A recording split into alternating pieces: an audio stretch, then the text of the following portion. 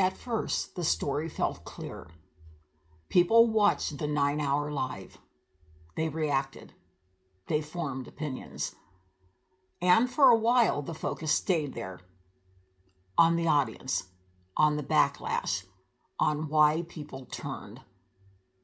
But then, something shifts. Not all at once, not in a way that immediately stands out.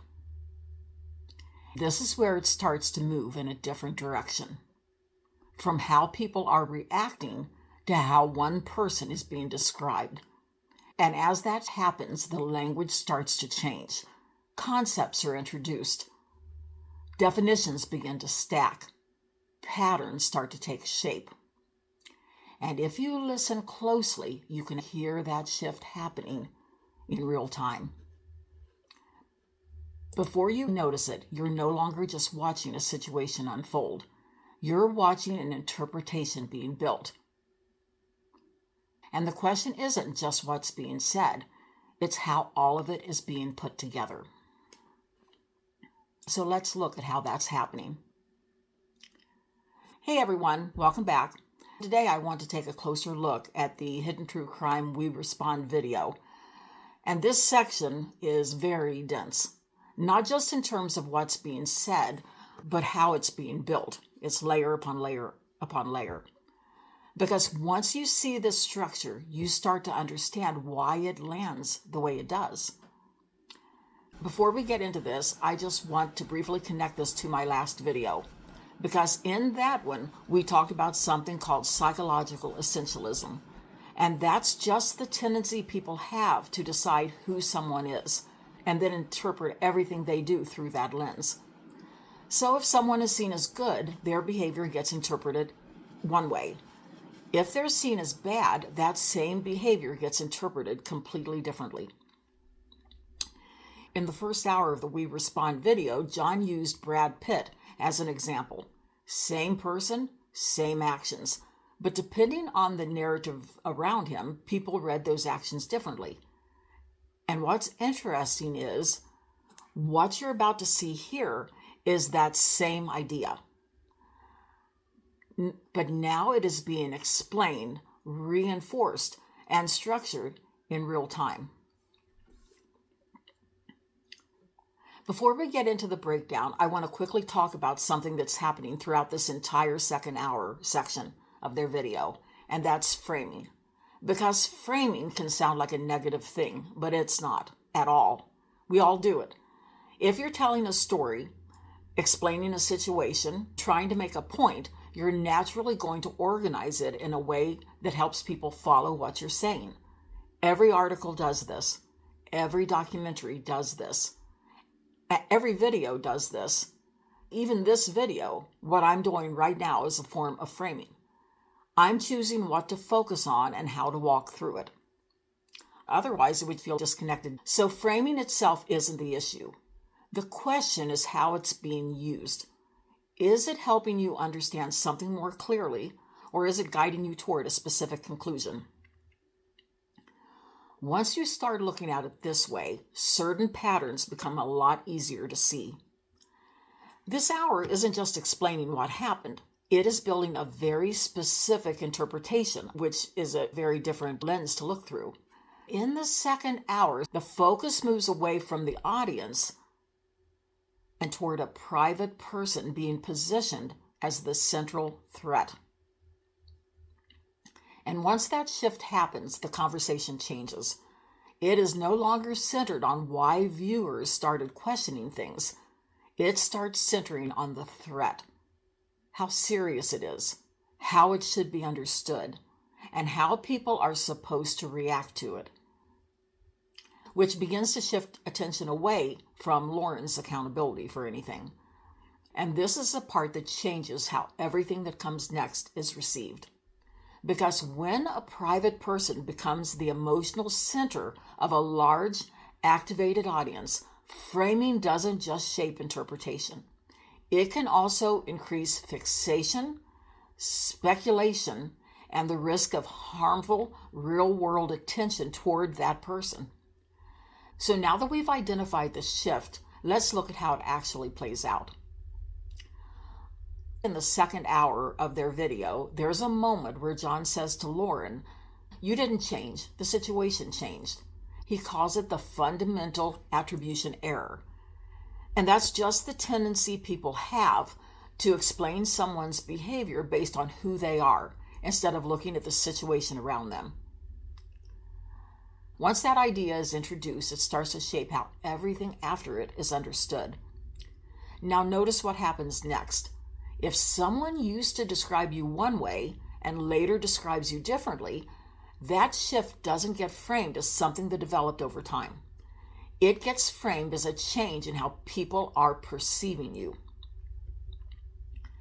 The focus moves away from what happened and toward why did people start seeing it differently.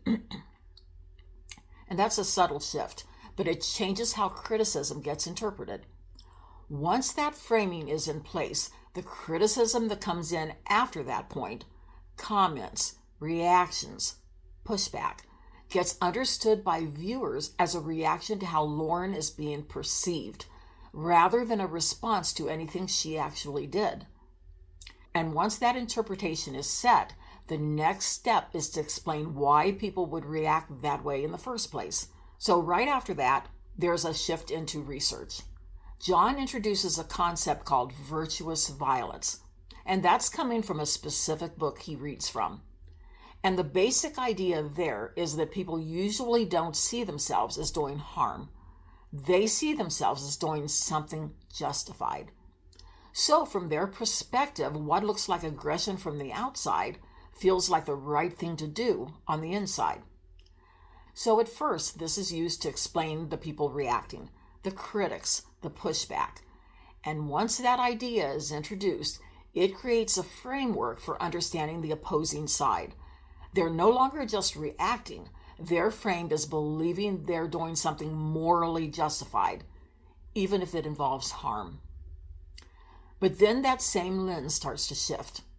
And this is where the change becomes more visible. Because now this isn't just explaining how people think. It starts getting applied more directly to the behavior of the person being described as the alleged stalker. As behavior starts being interpreted through that lens, the framing becomes more definitive. It's framed as no longer just a disagreement. It becomes moral. This is where the tone of the interpretation really changes. And this isn't a term John necessarily labels directly, but this is where the interpretation moves into what I'd call moral framing, where behavior starts getting understood in terms of right and wrong, good and bad. Once something is framed that way, it simplifies things very quickly because it becomes harder to hold multiple perspectives at the same time.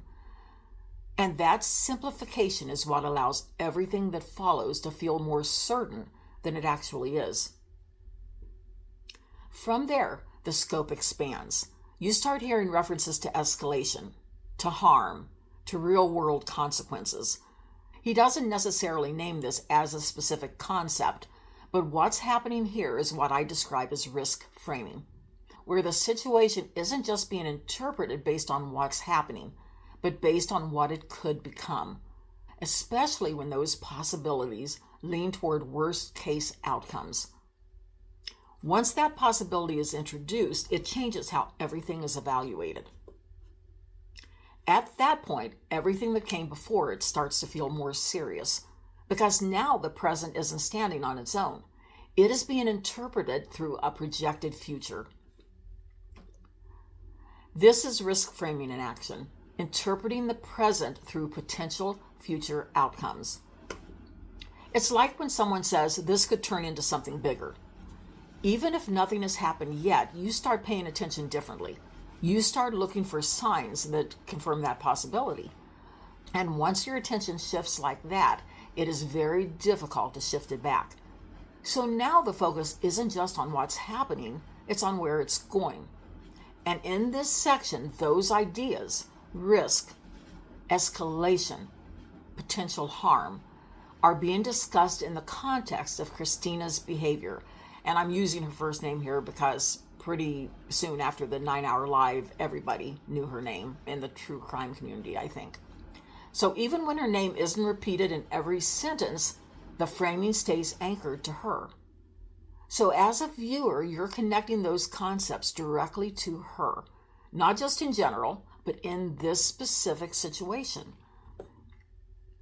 You hear terms like obsessive, antisocial, and even sadistic. Obsessive, antisocial, sadistic. These descriptions keep coming up, even when her name isn't repeated. When those kinds of labels repeat, they start to build a very specific picture. And once those labels stack, they start to form a single interpretation that she's a dangerous stalker.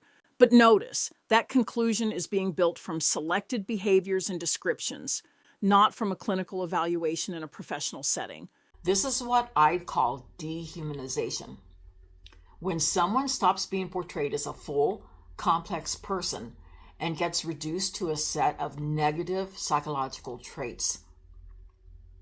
Earlier in the video, the language is mostly about events and context, but here it turns more clinical, more diagnostic. It stops describing what happened and starts defining who she is. There's a big difference between saying she was really upset and kept reaching out, and saying she's obsessive, unstable, and sadistic. One describes a moment, the other defines the entire person. That shift changes how the viewer relates to her. That's what's happening here. One side of the story is still told through human experience, what John and Lauren felt, what they went through. Christina, on the other hand, is increasingly described through cold, clinical traits. So you're no longer just processing actions, you are forming an identity. As a viewer, you stop just hearing about behavior. You start forming a darker, more permanent picture of who she fundamentally is. And that kind of psychological portrait is much harder to question and much easier to fear. Once that kind of image is established, everything that follows gets filtered through it. And that's where the next layer starts, how that perception gets reinforced and why it starts to feel like certainty. I'm breaking that down in part 2. If you're trying to understand what's actually happening beneath the surface, that's what this channel is for.